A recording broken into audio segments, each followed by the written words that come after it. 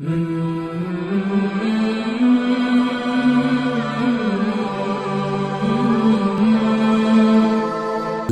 آقا صلی اللہ علیہ وسلم کی دعا کا ذکر کرتے ہیں جس میں آپ باری تعالیٰ سے اشیاء کی حیت کی بجائے ان کی فطرت کا علم طلب فرماتے ہیں۔ حیت اور فطرت کے علوم میں فرق سمجھا دیں۔ بہت آسان سی بات ہے، کوئی مشکل بات نہیں ہے۔ مثال طور پہ پانی ہے، آپ کے سامنے ایک شکل موجود ہے، مگر اس کی حیت جب آپ تلاش کریں گے تو اس میں پتہ لگے گا اتنی ہائیڈروجن ہے، اتنی نائٹروجن ہے، اتنی آکسیجن ہے، تب وہ پانی بنا ہے۔ ان کی اب نقصانات ہوں گے اور فوائد ہوں گے۔ جو کسی شے میں چھپے ہوئے فوائد ہیں یا نقصانات ہیں، اس کا جب علم ہوگا تو وہ اس کی فطرت ہوگی۔ اسی طرح اللہ کے رسول صلی اللہ علیہ وسلم کا فرمان ہے، اگر میری امت کو یہ پتہ لگ جائے میتھی کے فوائد تو وہ باقی تمام چیزیں کھانا چھوڑ دے۔ وہ جو فوائد کا علم ہے کہ اس میں کیا انگریڈینٹس ہیں، یہ کیا فائدہ دے گی، وہ فطرت کا علم ہے، وہ فطرت ہے اس کی۔ ایک واقعہ ہوا، لاہور میں ایک صاحب تھے، مجھے نام ان کا بھول رہا ہوں، نوائے وقت یا جنگ میں ان کا کالم آیا کرتا تھا۔ انہوں نے ایک کالم لکھا کہ جو جہاں یہ ہے وابڈا ہاؤس ہے اور اسمبلی ہال ہے، وہاں پہ وہ سیر کرتے تھے یا گھومتے تھے، تو ایک مجذوب آدھی اینٹ اٹھائے ہوتا تھا اور جو گاڑی والا گزرتا اس کی طرف وہ ایسے اشارہ کرتا کہ جیسے اس کو مارنے لگا ہے، تو وہ سر نیچے لوگ کر لیتے، ڈرائیور گزرتے ہوئے پریشان ہوتے۔ تو کہنے لگے میں نے ایک بار ان سے یہ دیکھا تو میں نے ان سے کہا کہ اے بابا جی، اللہ کے بندوں کو کیوں آپ پریشان کرتے ہیں؟ انہوں نے کہا اچھا ادھر آؤ۔ مجھے اپنے پاس بلایا اور میرے کندھے پہ اپنا ہاتھ رکھ دیا۔ یہ وہ تحریر ریکارڈ میں موجود ہوگی، مجھے یاد نہیں نوائے وقت ہے یا جنگ لکھتے تھے بہت۔ تو کہنے لگے اب جو میں نے دیکھا تو گاڑی میں کہیں سانپ نظر آ رہا ہے سیٹ پہ بیٹھا ہوا، ڈرائیونگ سیٹ پہ، کہیں اژدہا بیٹھا ہے، کہیں ریچھ بیٹھا ہے، کہیں بندر بیٹھا ہے، کہیں گیدڑ بیٹھا ہے۔ میری عقل دنگ رہ گئی کہ یہ کیا؟ تو انہوں نے جب ہاتھ ہٹایا تو مجھے پھر وہ بندے نظر آنے شروع ہو گئے۔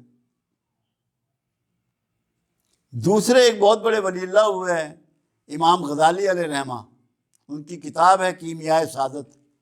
انہوں نے انسانوں کی قسمیں بتائی ہیں جو جانوروں سے مماثل ہیں،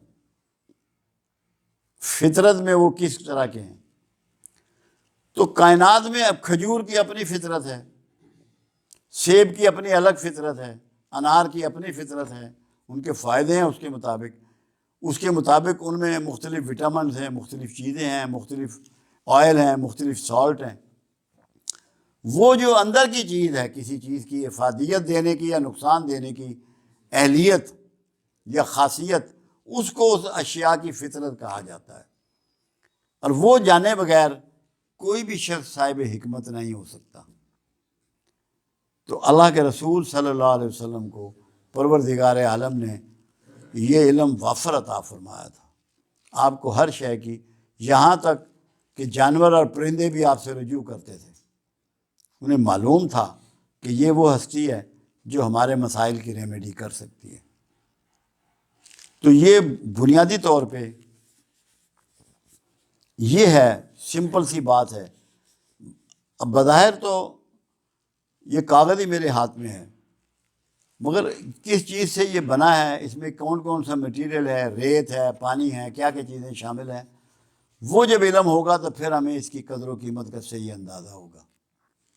تو ہمیں اس کا صحیح اندازہ نہیں ہوتا، اس لیے کہ اللہ کے رسول صلی اللہ علیہ وسلم کی دعا کا مطلب یہ نہیں ہے کہ آپ کو علم نہیں تھا، آپ لوگوں کو سمجھانے کے لیے یہ دعا فرمائی ہے کہ اشیاء کی فطرت کا علم سیکھو، اور یہ جب کوشش کرو گے، محنت کرو گے، جدوجہد کرو گے، جستجو کرو گے، چیزوں کو ڈگ آؤٹ کرنے کی پریکٹس کرو گے، تو پھر اشیاء تمہیں علم آ جائے گا کہ اس کی فطرت کیا ہے۔